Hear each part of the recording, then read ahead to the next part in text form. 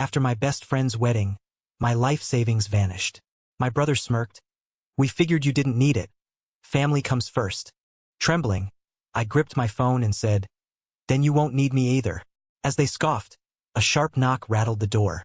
It swung open, and investigators marched in. I'm Mia, 34, single, and living in a cramped Portland apartment that smells faintly of rain and coffee. My brother Jake, 36, has been my anchor since we were kids. Two scrawny orphans clinging to each other after Mom died of cancer when I was 12. Dad was never in the picture, so it was just us. Jake with his crooked grin, promising he'd always have my back. I believed him. For 10 years, I've busted my ass as a nurse, pulling double shifts, skipping vacations, saving every dime. Now I've got $180,000 stashed in a private account. My ticket to a dream. A small clinic where I can care for people my way. Jake knows this. He's heard me ramble about it over beers, nodding, saying, you're the smart one, Mia. I'm proud of you. Last month, my best friend Ellie got married, and it was the kind of day that makes you feel the world's right. White roses, her laugh echoing under twinkling string lights, the air thick with joy.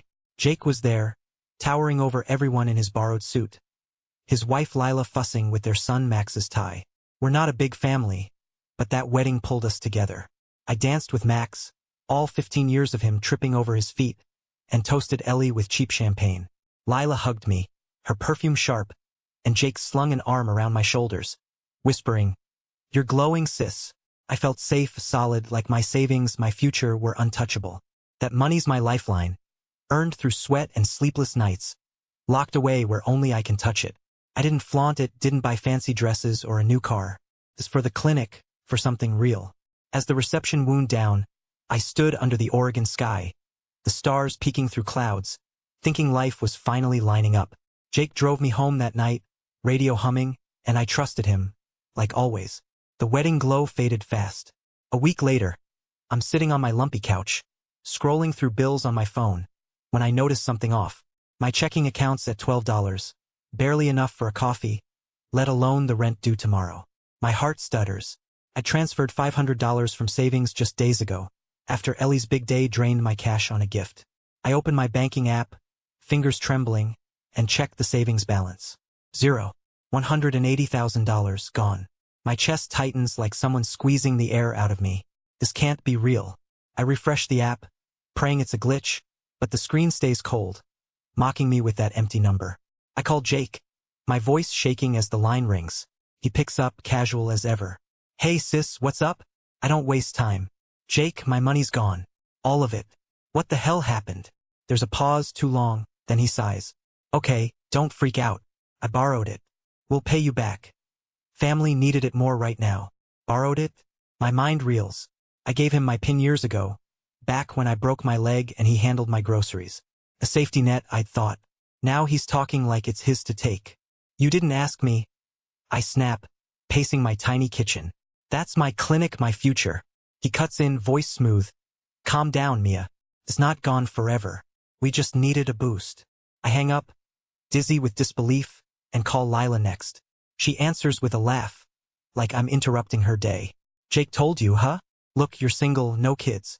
What do you need all that cash sitting there for? Her words hit like a slap. I'm not a person to her, just a bank they raided. It's mine. I say, voice cracking. I earned it. She snorts. Don't be dramatic. We're family. I slam the phone down, fury boiling over. Dramatic? I've scrubbed blood off hospital floors for that money. Skipped sleep. Built a dream they don't care about. That night, I replay the wedding in my head, searching for clues I missed. Jake had been twitchy, dodging my gaze when I gushed about the clinic over cake, muttering to Lila behind a beer bottle. I chalked it up to him being hungover, but now it feels sinister. Had they been planning this? I dig through my phone, find a text from him 2 days before. You still set on that clinic thing? I'd replied, yeah, it's my life. No response. Now I see it, a probe testing how attached I was. My stomach twists. He wasn't proud, he was plotting. I sink onto my bed, the weight of it crashing down. Betrayal doesn't even cover it. Jake's not just my brother. He's the one who held me when Mom's casket lowered, who swore we'd always stick together. I trusted him with everything, and he turned it into nothing. Tears burn my eyes, but anger burns hotter. Lila's smirk echoes in my skull. What do you need it for? Like my life's some footnote to theirs. I'm not a sister-in-law to her. I'm a resource they drain dry. Sleep doesn't come. I stare at the ceiling, replaying every moment I let Jake into my world. Every time I bragged about my savings, thinking he'd cheer me on. How long had he been eyeing it? My mind flashes to Max, their son. Does he know? He'd hugged me at the wedding, all gangly limbs and shy smiles. Is this family need even real or just a line they fed me? I grab my laptop, pull up bank alerts I'd ignored. Transfer started 3 days after the wedding, small at first, then the whole lump yanked yesterday. My hands shake as I screenshot everything, a reflex from years of charting patient crises. This is a crisis too, mine. By morning, I'm hollow but awake. I text Sam, my nurse buddy who moonlights analyzing fraud for a local firm. Need help. Jake took my savings. His reply's instant. Call me now. His voice is steady when I do, cutting through my panic. We'll figure this out, Mia. Start saving everything, texts, calls, bank stuff. Don't confront him again yet. I nod, even though he can't see me, clinging to his calm like a lifeline. Jake thinks I'm clueless, but I'm not down yet. They took my money, my trust, everything I built. I won't let them take my fight too. I meet Sam at a diner 2 days after Jake's bombshell. My laptop open between us, glowing with bank screenshots. My hands still shake, but I'm past the shock. Now it's a slow, simmering rage. Sam's eyes narrow as he scrolls. This isn't just sloppy, Mia. It's deliberate. I need answers, so I call Jake again, this time on speaker. He picks up, sounding annoyed. What now? I keep my voice steady. Where's my money, Jake? Tell me the truth. He hesitates, then spills it. We put it into a food truck business with Dan, Lila's brother. It's an investment for Max's future, college, you know? You'll get a cut. A cut. Like I'm some shareholder, not the one they robbed. Sam scribbles notes, mouthing, keep him talking. I press. What truck? Where's the proof? Jake mumbles about paperwork, then says he'll send receipts. They arrive an hour later. PDFs of blurry invoices for a Taco Titan truck, dated last week, totaling $150,000. My gut twists. The numbers don't add up. Too clean, too convenient. Sam agrees. These look photoshopped. No legit vendor rights paid. In Comic Sans. I dig into my Venmo history next, something I hadn't checked before. There's $5,000 to Dan labeled truck parts, $2,000 to Lila for supplies, even $800 to her tagged Spot A. Thanks, sis. My money, frittered away on pedicures while I'm eating ramen to make rent. Grief hits me, not just for the cash, but for the years I poured into it now lining their pockets. I can't stop. I pull up Jake's latest voicemail, one I'd skipped in my panic. It's him, slurring, laughing to someone. Dan. Maybe. Mia won't notice. She's too busy playing hero at work. The words burn. Hero?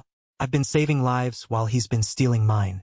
Sam grabs my phone, downloads it, says, "This is gold. Keep collecting." I nod, but inside, I'm crumbling.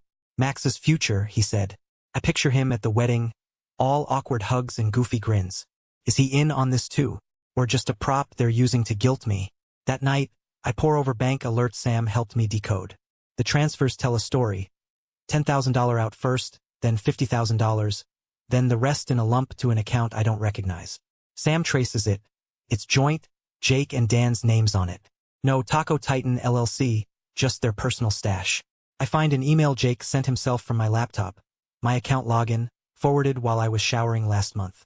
He'd been in my home, sipping my coffee, plotting this. My skin crawls. I trusted him with my keys, my life, and he turned it into a heist. Rage keeps me awake, but so does something else. Determination. I start a folder on my desktop. Evidence. Screenshots of Venmo, the fake receipts, that voicemail. I record a call with Lila next morning, casual-like, asking about the truck. She's smug. It's launching soon. You should be happy. Family's eating good because of you. Eating good? I saw her Instagram. Steak dinners, new shoes, a caption, blessed. My savings bought that, not some food truck. I hang up, add the audio to my pile. Sam texts, good work. We'll nail them. I drive to Jake's place unannounced, needing to see his face. He's in the garage, tinkering with a beat-up van. Nothing like the shiny Taco Titan in the pics. Where's the truck? I ask, arms crossed. He wipes grease off his hands, shrugs. Still fixing it up. Takes time. Lies. The van's rusted, no logo, no kitchen gear. Max pokes his head out, waves. Hey, Aunt Mia. My throat tightens, he's clueless. Just a kid caught in their mess. I leave without a word. Fury mixing with a sick sadness. They're not just stealing from me. They're banking on my silence, my love for Max, to keep me quiet. Back home, I call Sam, voice low. It's worse than we thought. They're spending it, faking it, all of it. He's calm, methodical. We've got enough to start. I'll loop in my fraud contacts, quietly. Keep acting normal, Mia. They can't know yet. I agree, but normal feels impossible. Every memory of Jake. Him braiding my hair as kids. Promising Mom he'd protect me. Twists into something ugly. He's not my brother anymore. He's a thief wearing his face. I save one last screenshot. A bank alert from today, $3,000 more gone. They're still at it and I'm still fighting. A week into this nightmare.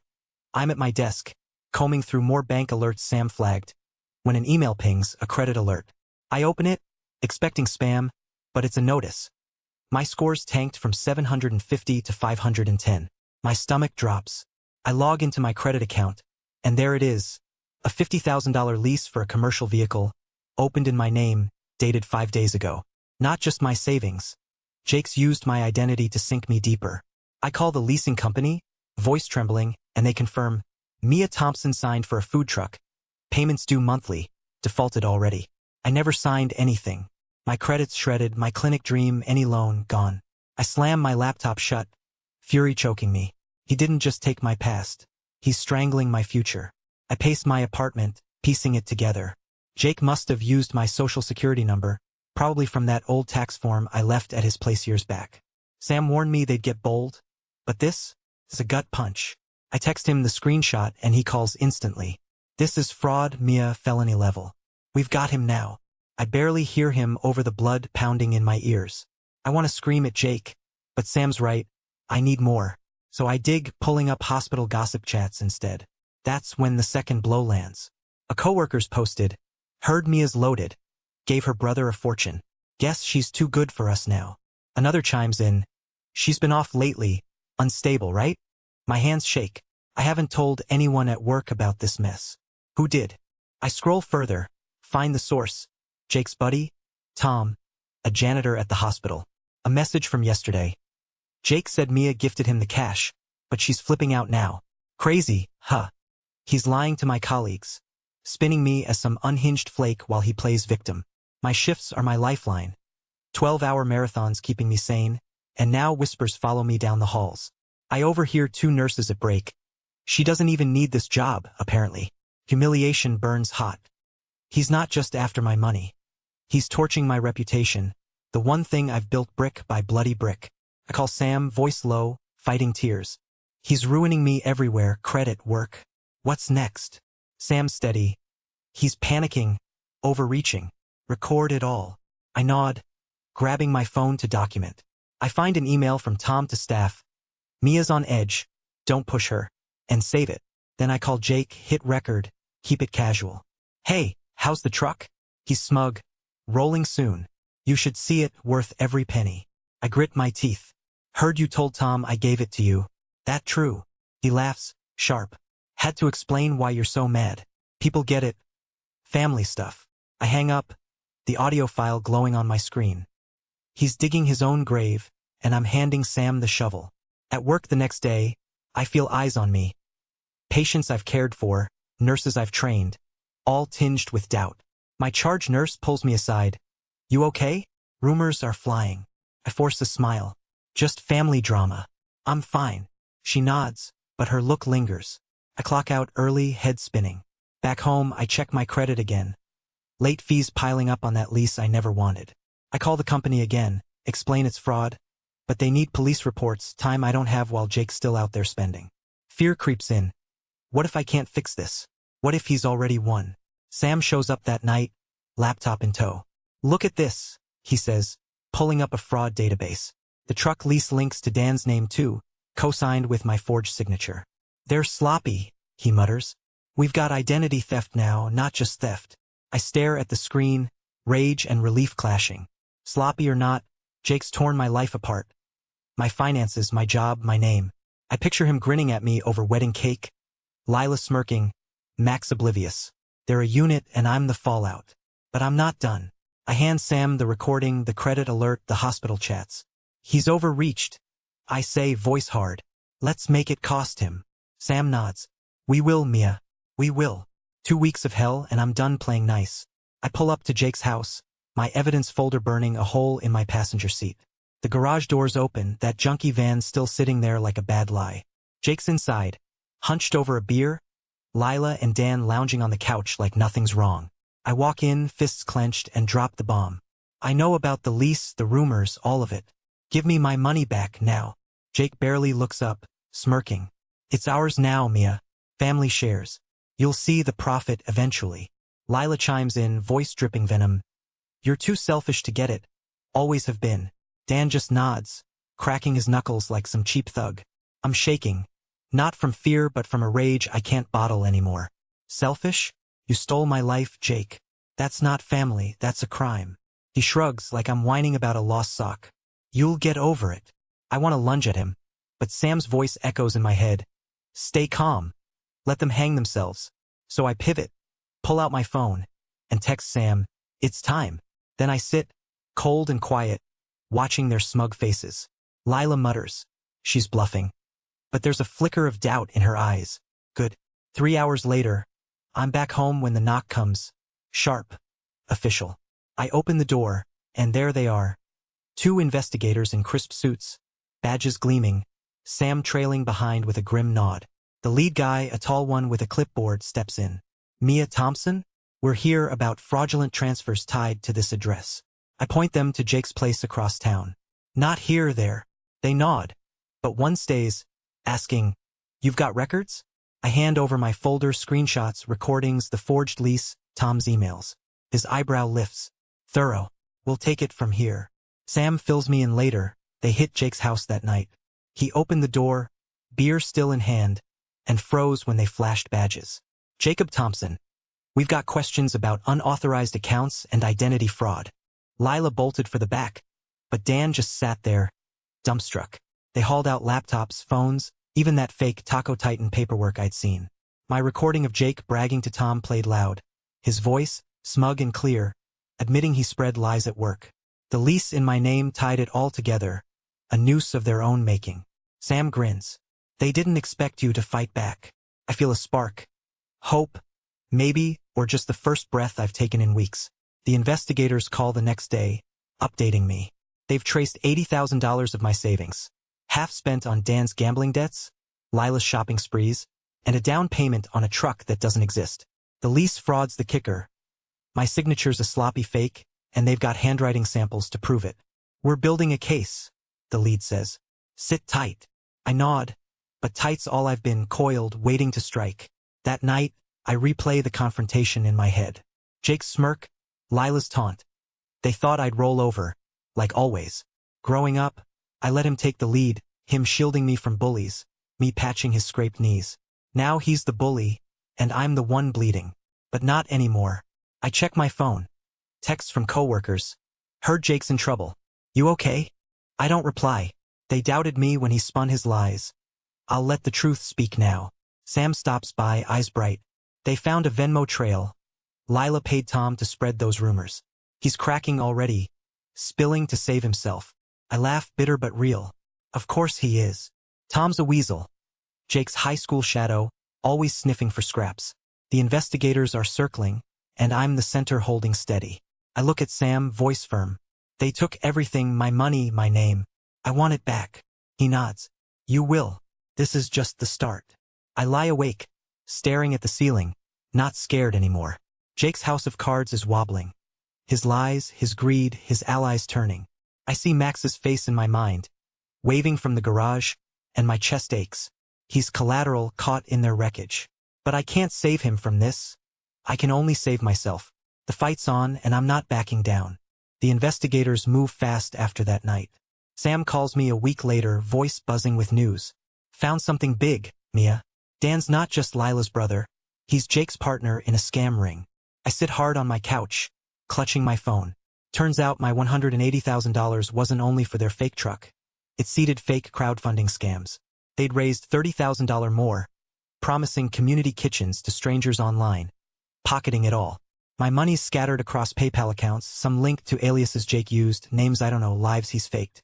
I feel sick, not just for me but for those other suckers who trusted him too. Serial fraud, Sam says. They're toast. Jake and Lila try to bolt the next day, pack a car, head for the coast. Sam's team tracks them via Lila's flashy Instagram posts. She couldn't resist a road trip selfie. Cops nab them at a gas station 2 hours out. In court, it's a circus. Jake's in a rumpled suit, glaring at Lila, who's sobbing into her hands. Dan's there too, stone-faced, lawyer whispering in his ear. The prosecutor lays it out. My savings, the lease fraud, the crowdfunding cons. Jake points at Lila. She pushed me into it. She snaps back. You set up the accounts, you liar.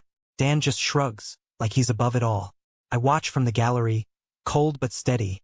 My evidence folder now they're undoing. Sam's beside me, updating me quietly. They found $20,000 in a hidden account. Lila's name only. She was stashing for herself. I almost laugh, greed eating greed.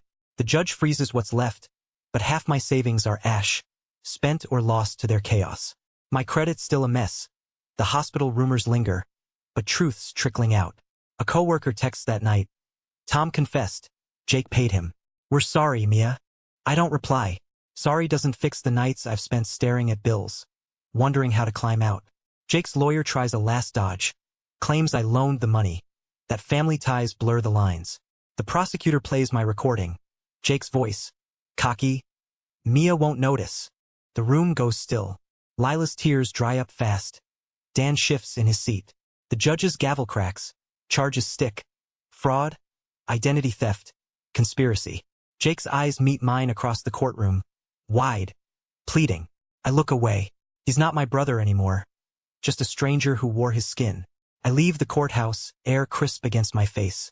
Sam claps my shoulder. They'll plea out, jail time's coming. You did this, Mia. I nod, but victory's hollow. Max wasn't there. Staying with Lila's mom, I hear. I picture him confused, maybe angry at me. I didn't want that, but Jake left me no choice. My phone buzzes, hospital HR. Your record's clear. Come back when you're ready. Relief hits, soft but real. I'm not erased there anymore. Driving home, I pass our old house, Mom's house, where Jake and I grew up. It's for sale now, too tainted to keep. I'll use the cash to start over, claw back what I can. Jake's world's collapsing and I'm still standing. Not whole, but upright. That's enough for now. Months later, I'm in a Portland courtroom, watching Jake take a plea 3 years. A slap for what he stole from me. Lila's next, 2 years for her role, her stash account seized. Dan's fighting his charges, but the crowdfunding paper trail's tight. He won't wiggle free. My $180,000? Half's dust. Spent on their lies, but the judge orders restitution from what's left. It's a trickle, not a flood, and that $50,000 lease debt still haunts my credit. I sold Mom's house last week, the one Jake tainted with his schemes. The cash buys me a tiny condo near downtown, quiet, mine. No ghosts there. Work's healing slow. HR welcomed me back. Rumors dead after Tom's confession hit the break room chatter. Colleagues nod now, some mumble apologies I don't need. I clock in, stitch wounds, let the rhythm pull me forward. Sam stops by one shift's end, hands me a coffee. You're tougher than they'll ever be, Mia. I smile, small but real. Mom's voice echoes. Family's what you make it. Jake was blood, my shield once, braiding my hair, chasing off nightmares. Now he's a memory I bury deep, like her. Max called yesterday, voice shaky. I didn't know, Aunt Mia. I'm sorry. I told him I believed him, but forgiveness stays locked up. He's with Lila's mom, piecing his own life together.